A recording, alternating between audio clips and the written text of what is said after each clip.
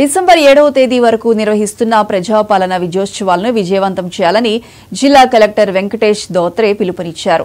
ఆసిఫాబాద్ జిల్లా కలెక్టరేట్ కార్యాలయంలో సాంస్కృతిక కార్యక్రమాల వాహనాన్ని జెండా ఊపి ప్రారంభించారు.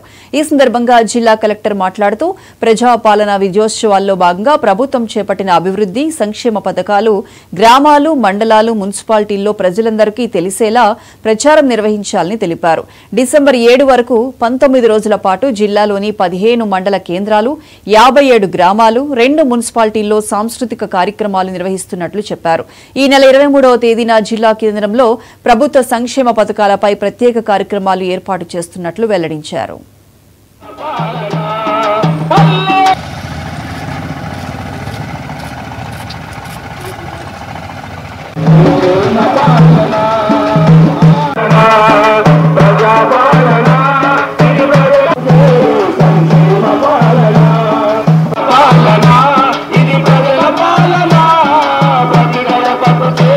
సంక్షేమ పాలన